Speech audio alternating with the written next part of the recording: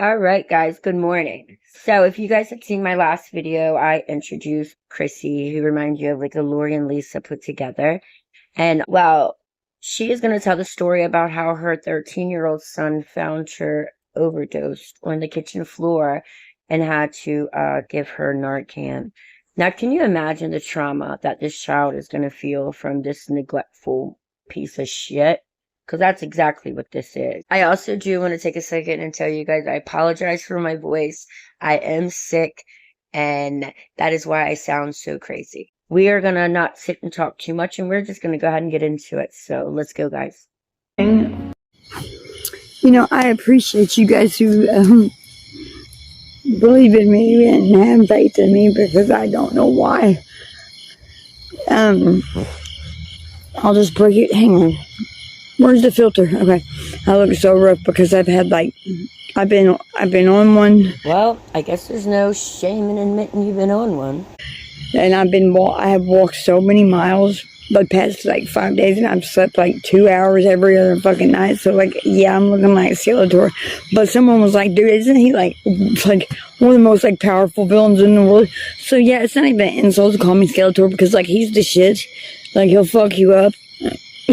Even if he's ugly, alright? Looks ain't everything. Any fucking ways. I mean, wow. That was a lot. I mean, that was a lot to handle there. Here's a rundown of my life, okay? In the past month, 15 days ago, I overdosed, okay?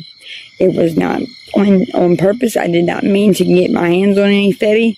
I was supposed to get some, some anxiety medication, and at first I really thought it was a round blue anxiety medicine, and then I got a better look, and I knew it was a Perk 30, okay?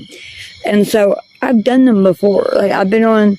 I'm looking like a corpse. I know, just get back. Oh my God! Look how catfish that is. Okay. Anyways, so. Okay, 2 weeks before that, I broke my ribs. Okay, 15 days ago. Because I know it was... tricked you. God damn it. I'm at my fucking ex's house. He doesn't know I'm here. But I'm using his fucking Wi-Fi. And I'm staying the night here. Because... Didn't she just say, hold on, I'm at my friend's house. He doesn't know I'm here, but I'm staying the night here? I'm a little confused, but let's continue. Okay, so I wake up when... Okay.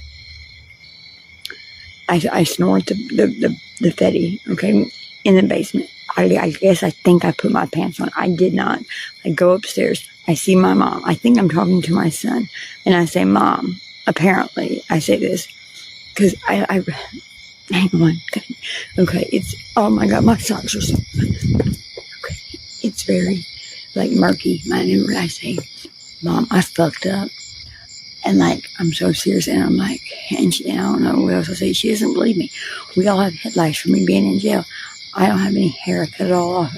And on live, okay, I had a meltdown. I had a nervous breakdown because I wasn't fucking with my thick, coarse, curly hair. So I treated my hair, but I just didn't have hardly any. Look, that's how short it is. Yeah, I got my bonnet on right now because I'm about to go to sleep. But anyway, so, but at the time, it hadn't been clippered. So it had just been fucking butchered with kitchens and scissors. And it was just crazy looking. I had a crop top on. Okay. And I just in my underwear. And she didn't believe me, and she was taking my son out to go, because she could see better in the sun, to go comb his hair. And I was like, bitch, if I die, it's your fucking fault. It's the last thing I said, even though it was my fault because I did it. But I was trying to say I need help, and she didn't take me serious because I'm dramatic sometimes. Okay, this is a warning to anybody. This is going to be a very sensitive subject.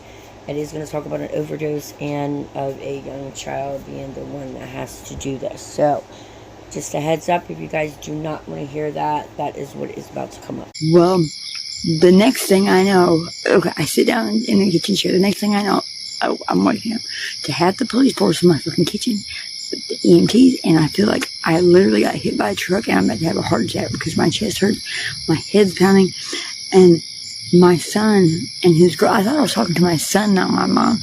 My son said him and his girlfriend walked in the kitchen, and like later on I was like, was I blue? Because I know you turned blue quick. He was like, you were purple.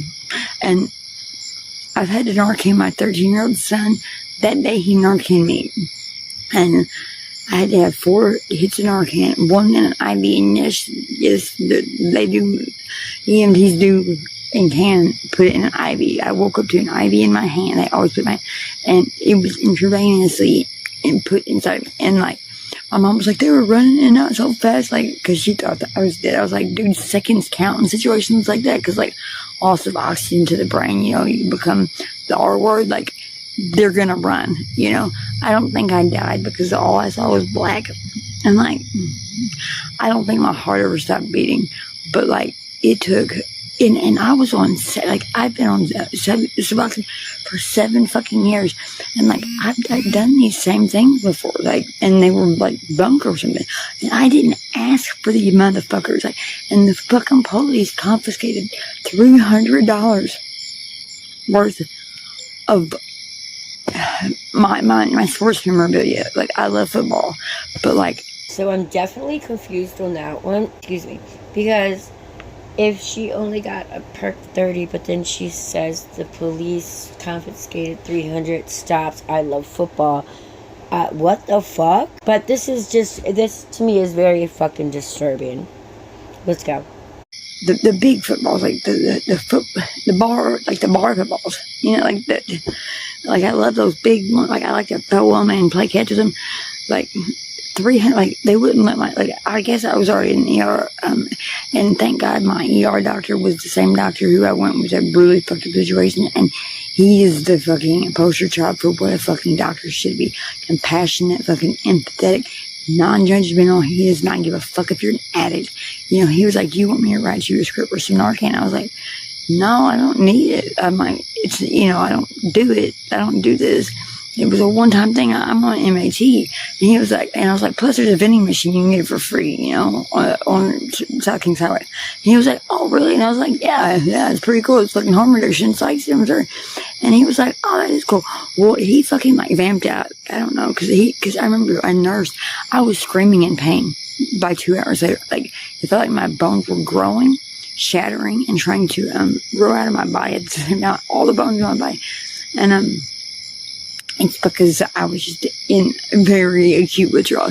And so, to be polite, when I ripped my IV out of my hand, so I didn't bleed all over the... Okay, so just in case nobody knows, if you do overdose and they do give you Narcan, you do go straight into withdrawal. Automatic, and that's 9 out of 10 people feel like total shit because they are just fully in withdrawal, hurting. White sheets, I bled.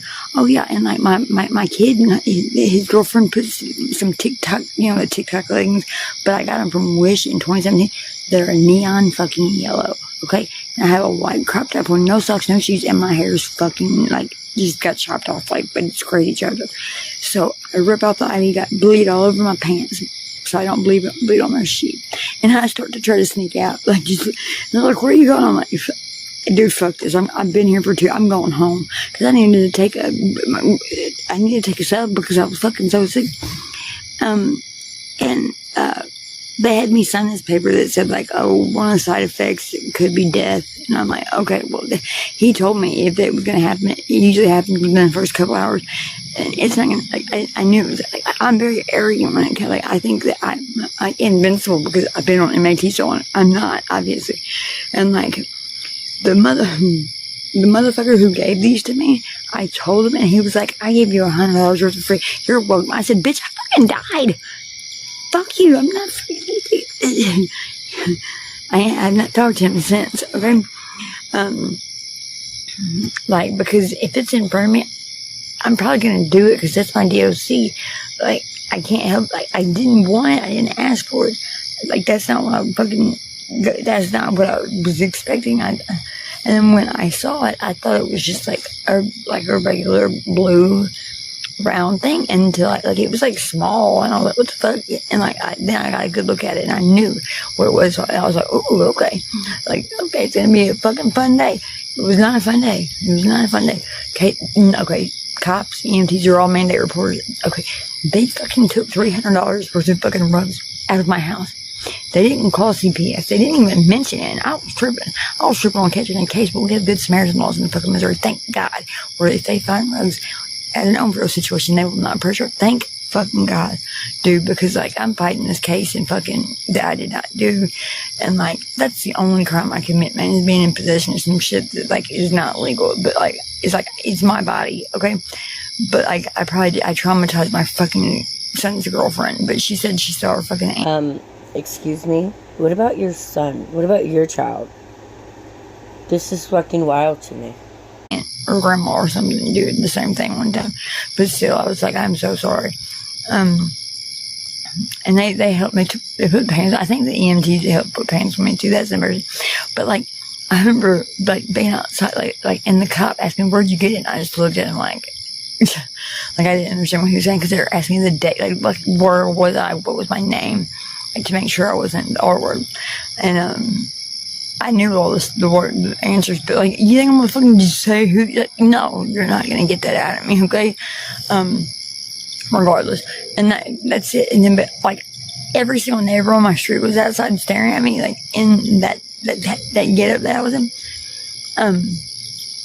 And I remember this one MC, he was like, dude, let's get her in, like, and get her get away from these fucking gawkers.